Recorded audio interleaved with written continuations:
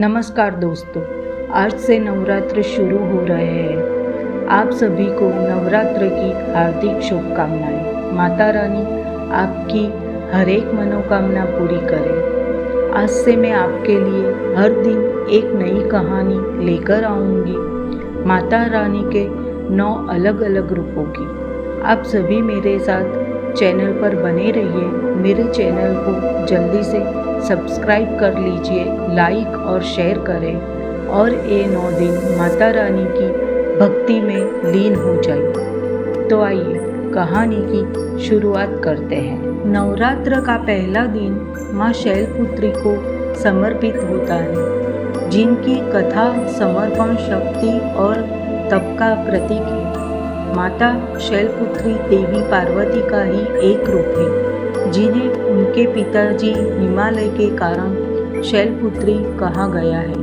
परंतु बहुत कम लोग जानते हैं माँ शैलपुत्री से जुड़ी एक अद्वितीय और छिपी हुई कथा भी है।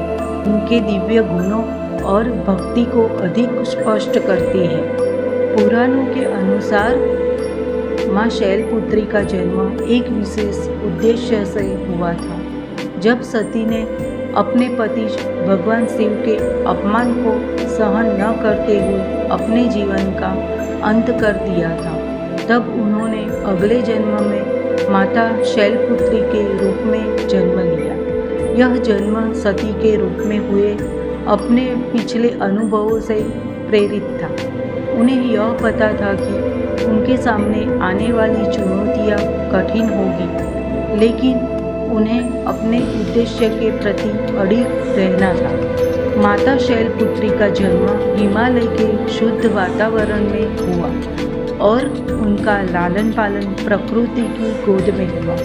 वह बचपन से ही शिव भक्ति में लीन रहती थी, क्योंकि उनके हृदय में सती के रूप में भगवान शिव के प्रति अपार प्रेम पहले से ही मौजूद था। लेकिन इस जन्म में उन्होंने एक कठोर संकल्प किया।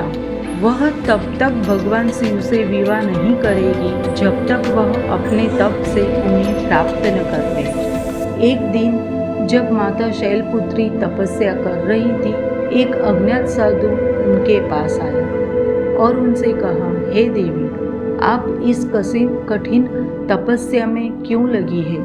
शिवजी तो शमशान के वासी है, भूत प्रेतों के साथी है और साधारण जीवन जीते हैं। आप जैसी देवी को उनसे विवाह करने की क्या आवश्यकता है? माता शैलपुत्री ने साधु की ओर शांत और दृढ़ दृष्टि से देखा। वह साधु असल में भगवान शिव थे, जो उनकी भक्ति और प्रेम की परीक्षा लेने आए थे।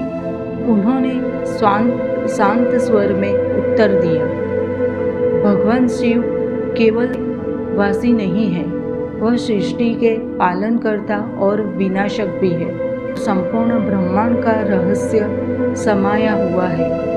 वह मेरे आराध्य है और मेरे जीवन का उद्देश्य उन्हें प्राप्त करना है। यह सुनकर भगवान शिव माता शैलपुत्री की भक्ति और प्रेम से अत्यधिक प्रभावित हुए। उन्होंने अपने वास्तविक स्वरूप को प्रकट किया और कहा, हे शैलपुत्री, तुमने अपनी तपस्या और समर्पण से मुझे प्राप्त कर लिया है। तुम ही मेरी अर्धांगिनी बनने के योग्य हो। इस प्रकार माता शैलपुत्री और भगवान शिव का विवाह हुआ।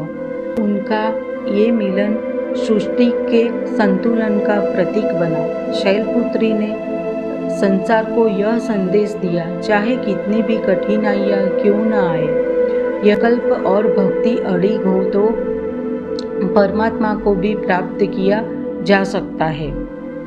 नवरात्र के प्रथम दिन माँ शैलपुत्री की विशेष रूप से पूजा की जाती है, क्योंकि वह शक्ति, संयम और अटूट भक्ति का प्रतीक है। उनकी कथा हमें यह सिखाती है कि जीवन में कितनी भी बड़ी चुनौतियाँ आए, यदि हम अपने उद्देश्य के प्रति समर्पित रहते हैं तो सफलता अवश्य मिलती है।